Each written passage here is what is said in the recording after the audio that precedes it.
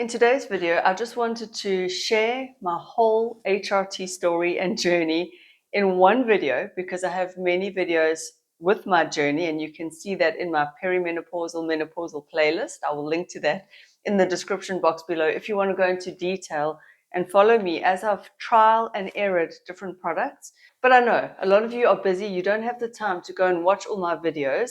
So today I'm just going to give you the story, the recap of everything I've tried. So at first, I suspected something wasn't right when I was feeling quite fatigued and tired. It was during COVID, and I'd called a friend and she'd recommended this doctor who sort of quote unquote specialized in hormones. Turns out he only prescribes compounded hormones. And so now I'm starting to wonder whether he doesn't get a kickback from the compounding pharmacy. But anyway, at that stage, I was 41. I think I was quite young. And I didn't know any better. I didn't know what was going on. And so I went to this doctor and we tested my hormones as well as my thyroid. And so we did discover that my thyroid was a little bit underactive. It was just inside range. So it was really on the lowest end of normal. And so he's put me on thyroid medication. And so now my thyroid is within range, and that's great.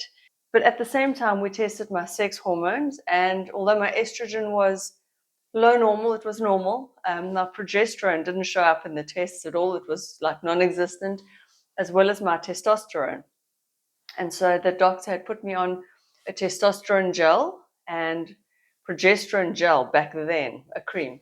I've since come to learn that people say that the progesterone molecule, bioidentical progesterone molecule, doesn't get absorbed through the skin very well, even though I have tested my progesterone levels on that cream and it did show up in the tests.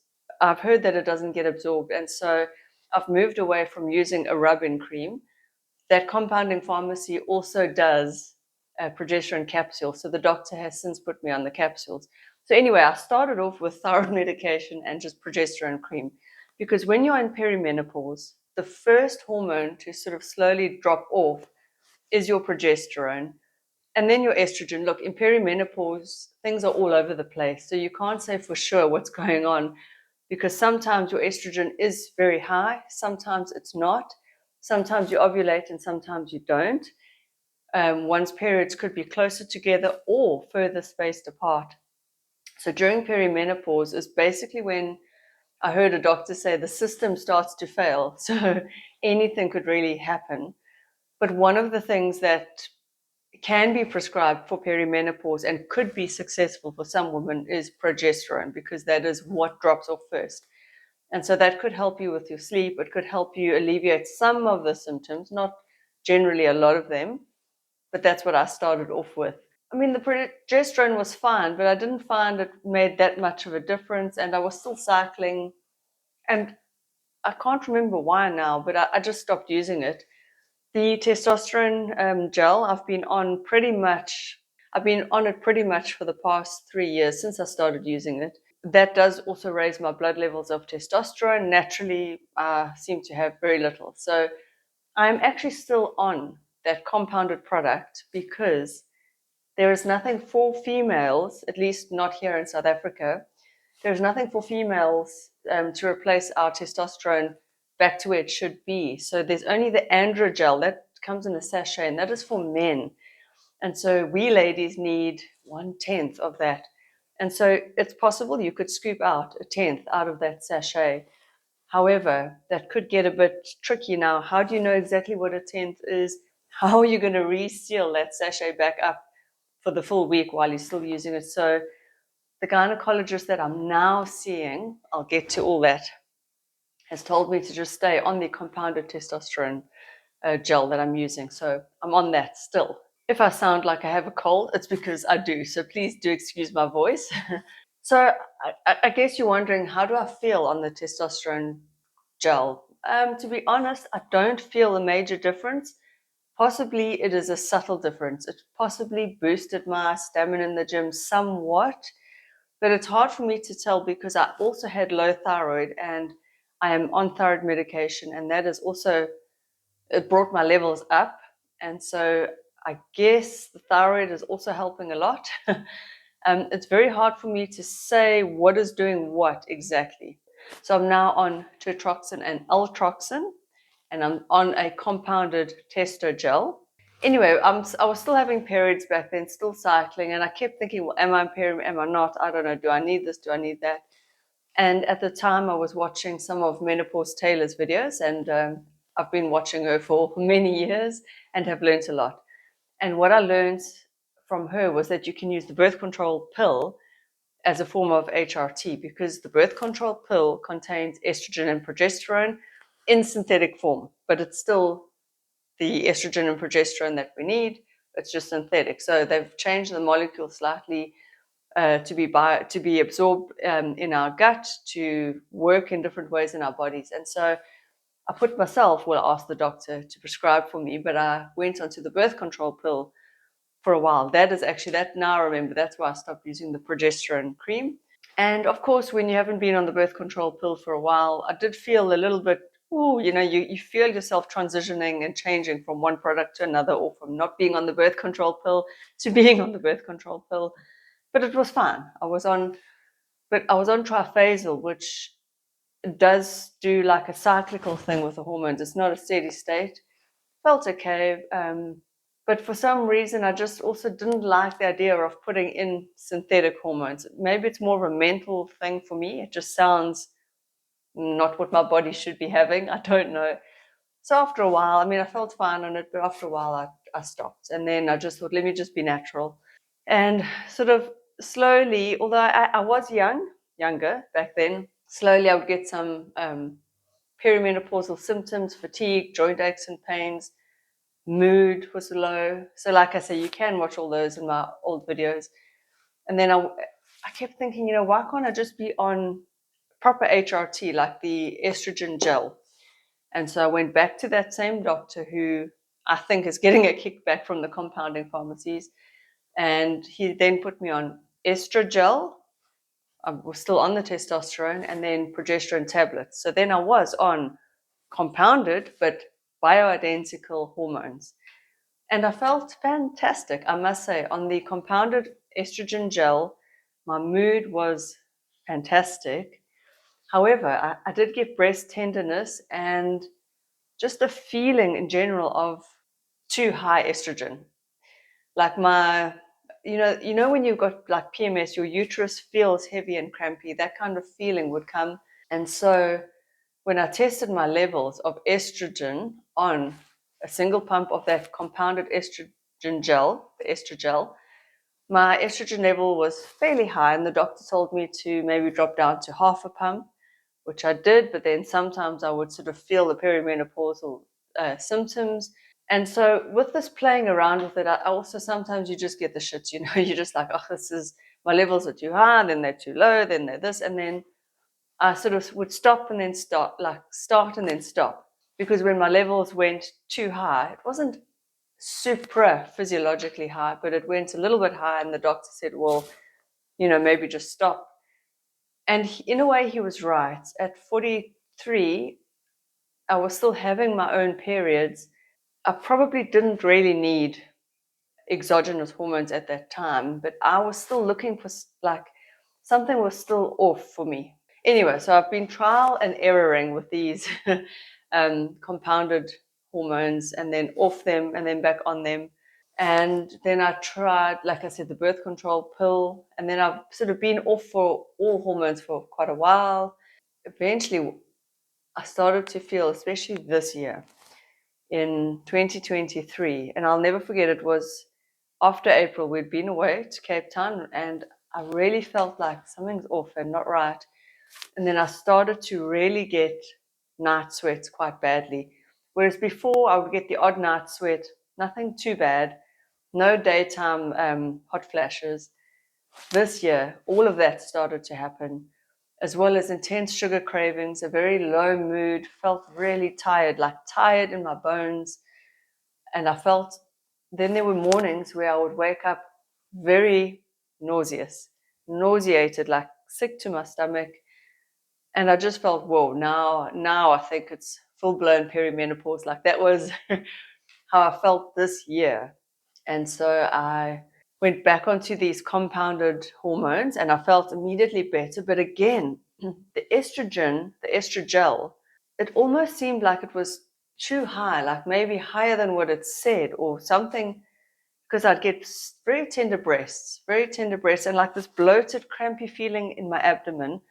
But everything else felt fantastic. And so I stayed on that for 2 months. And then in the interim, I had a consult with Menopause Taylor. I've made a whole video on that consult. You can watch that. I will link to it down below. And she said again, for someone my age, I was 44 when I consulted with her, she said, you're still young. You can use the birth control pill as a form of HRT. And again, I'm a candidate for the birth control pill. I've never smoked in my life. I'm relatively fit and healthy. So I'm not susceptible to any negative side effects from taking oral hormones. One of the risks is blood clots. And so I'm a good candidate for that. Not every woman is. I then decided, well, let me try the birth control pill that I could find here in South Africa that has the highest amount of estrogen. So I went on to Jeanette 35. Well, let me tell you, that was a disaster for me. Now, I think it's the progestin that's in the Jeanette 35 that didn't agree with me. It's more of a anti-androgenic progestin. It has anti-androgenic effects.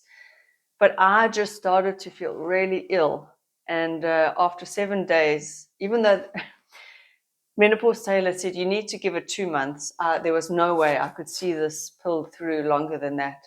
After a week, I was feeling so ill. And the minute I stopped, I felt better. So the Jeanette 35 was a fail. I then tried the Yasmin Plus.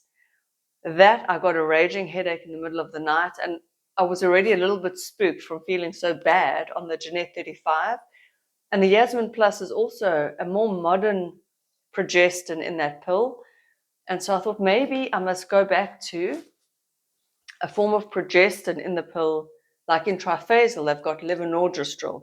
And so I then tried Nordette. Now, Nordette, that birth control pill, I had no negative side effects, nothing bad. I felt pretty decent on it. However, it wasn't quite eliminating the night sweats by week 2.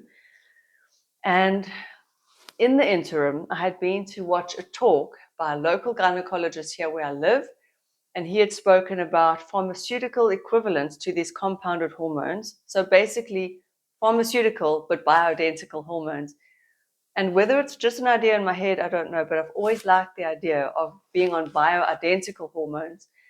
And I've also was wanting to move away from taking a tablet, a pill, where there is a small increased risk of blood clotting, and transdermal estrogen doesn't have that. And I don't know. I like the idea of being on something bioidentical. And the birth control pill for me, nothing bad, Nordette, nothing bad. I felt okay, but I just feel maybe dull is the word, or meh, I don't know, meh. Fine, no symptoms, but meh. So I had scheduled a consult with this local gynecologist. I then went to see him, and I was on Nordette at the time. But anyway, and then I showed him all these compounded things, and he said the problem with compounded bioidentical hormones is that you don't know for a fact that what's in them or what is on the label is what's in them, meaning their quality control, the batches could be inconsistent. You could have other hormones in there you don't know for a fact. Although I don't think any compounding pharmacy is trying to dupe you, fool you, or I just think it could be an issue of consistency and batch quality, and maybe sometimes the amount is too high in there. There's something going on though with the compounded hormones, and I'll tell you more as I get to the end of the story. So anyway, this gynecologist then prescribed me pharmaceutical estrogen gel, which is called Femigel, and Utrogestin tablets, which is progesterone tablets. Now, if you know anything about HRT, if you've listened to any of my videos, I'll just tell you again quickly. Progesterone is there to prevent the overgrowth of the lining of your uterus. So it basically prevents uterine cancer. And if you have a uterus, you do need progesterone. If you don't have a uterus, it is optional. Progesterone, the bioidentical one, does help with sleep and relaxation. The progestins, the synthetic ones that are in birth control pills and in some of the HRT tablets, those are not quite the same. And I have found, as you've heard, some negative side effects when I took the birth control pills that had more modern progestins. Like, I just didn't feel good on them. And so there are some negative side effects that you could experience depending on your physiology with a progestin. I haven't found that with progesterone, the actual bioidentical tablet, the Utrogestin. I feel so nice on it. I feel like I really do sleep well, sleep like a baby. But as Menopause Taylor has said in some of her videos, the synthetic progestins actually do a better job of halting the overgrowth of your uterine lining. And so progesterone, for me at least, doesn't actually stop the lining from growing too thick. Now, it's possible that my dose of progesterone could go up, but what I've found is that with the compounded and this pharmaceutical progesterone, it's not quite matching up or doing the job properly to stop the lining growing, because I find after like just over a month, in both with the compounded and with the pharmaceutical, I have a period where I haven't even stopped any hormone. So usually you induce a period by stopping the progesterone. That's kind of what happens in your natural cycle. I don't want to give you too much, you don't have to remember all this. But what I found is that I can't even call it a breakthrough bleed. It's a proper full-blown period, but I don't want a period. Ideally, I would like to manipulate my hormones where I don't have a period. I'm not growing a uterine lining. So I'm on 100 milligrams now of Utrogestin and 2 pumps of Femigel. But the Utrogestin, like I said, hasn't prevented me from having a period. I had a period like I've just stopped now. And that was on day 54 of using the two continuously. So my lining is still growing. And I know that because of the heaviness of the period. That is why your period is so light on the birth control pill, is because the progestin is basically stopping your uterus from growing. And I like that. I don't want another child. I'm done with all that. I'd really rather shut that factory down. I don't need my uterus anymore. And so another option for me now would be to go have the Mirena inserted. Now, the Mirena is an IUD, intrauterine device. It goes into your uterus.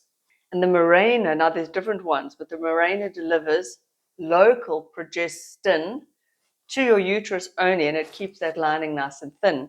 Now, I could do that, and that hopefully would take away periods for me. Some women still bleed with the Mirena, but I believe that the periods are very, very light. So that's another thing for me to go and speak to the gynae about. However, so my current regime is the compounded testosterone gel. And the reason I use that, like I said, is because there isn't a pharmaceutical equivalent for females yet. And so that gynecologist I'm working with now says I must just keep a watch on my testosterone levels. So I do that.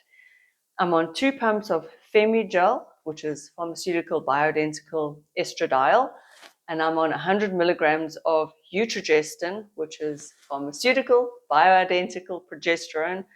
My aim is not to mimic my cycle. I really don't want a period anymore if I can avoid it.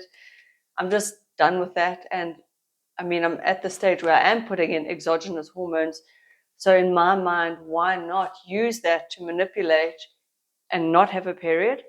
I'm also somebody who, because I like to run and work out and gym, I would like a constant, steady state of hormones. I don't want to be mimicking my cycle where your estrogen rises and then falls, and your progesterone rises and then falls, and then you have a period. I would rather not even have any of that. No PMS, nothing.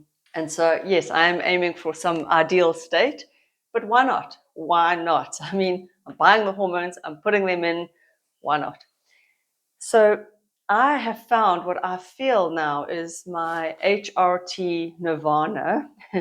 Almost. Maybe I'm going to up the progesterone to see if I can get away with no period or put the Mirena in. But on these 3 hormones, I do feel very, now I'm not going to say singing from the rooftops, but I do feel very much more like myself. I feel like my body is functioning quite well.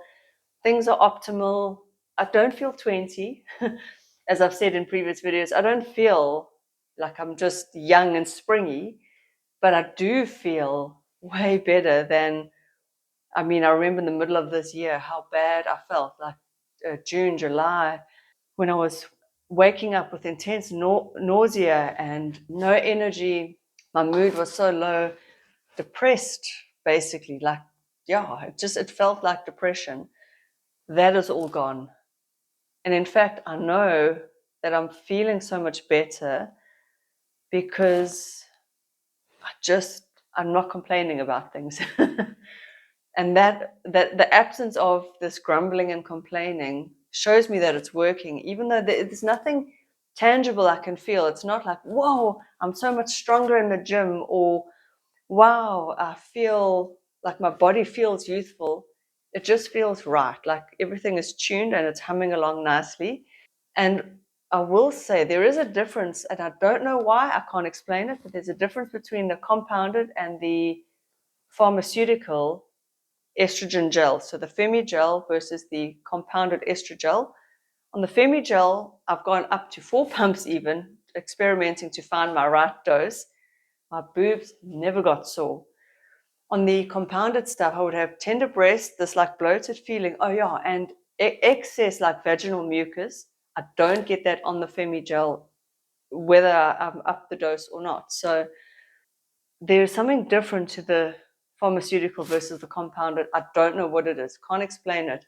And yet, interestingly enough, when I've tested my levels on the pharmaceutical Femigel, and I made a video about that as well, which you can watch, it'll be in that playlist.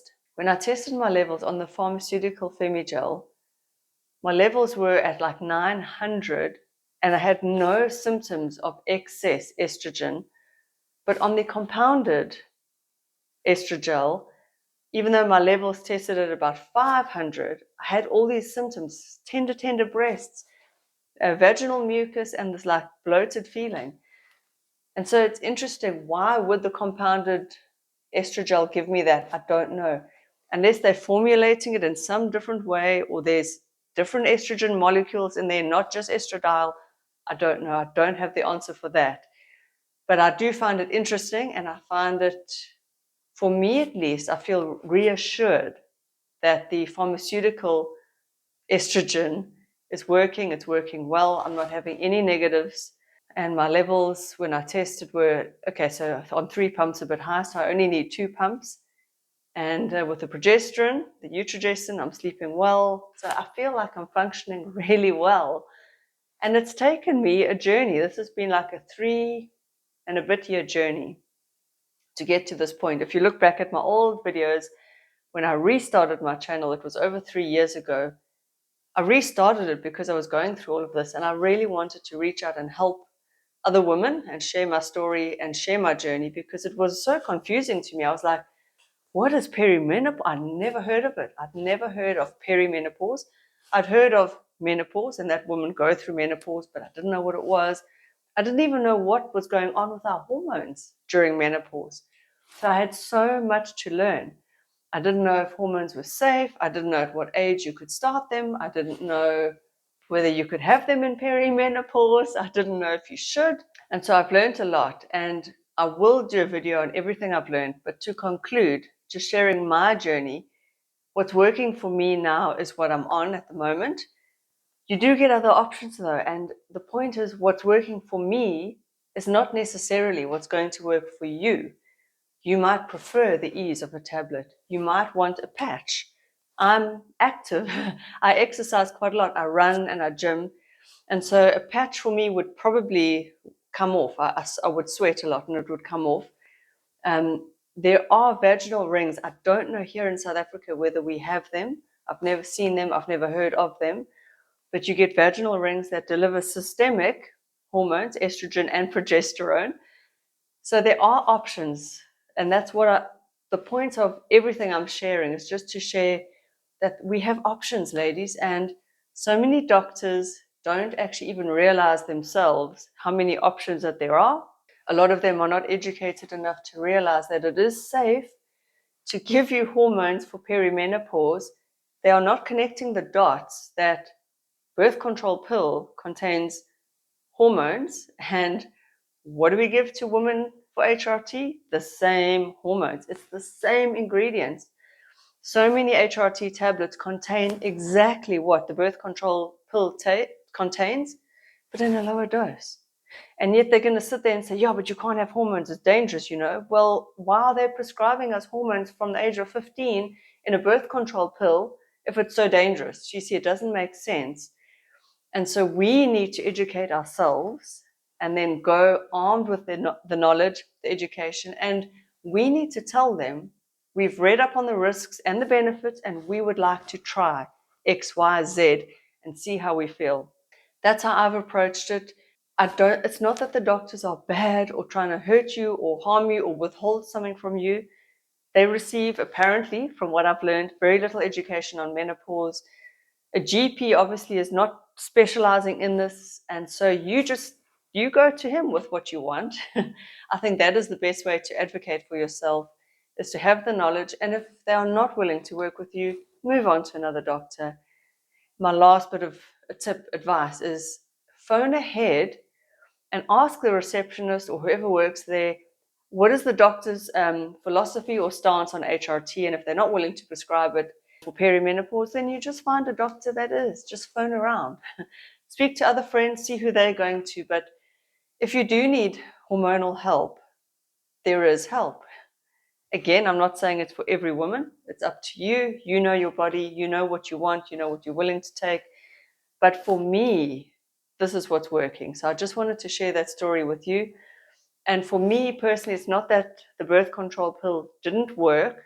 I just feel like I like the idea of something bioidentical. I like the idea of transdermal, which is somewhat safer than the oral hormones because of that blood clot risk. And I like the idea of it being bioidentical. In my mind, something makes sense that it's a molecule that my body knows and recognizes.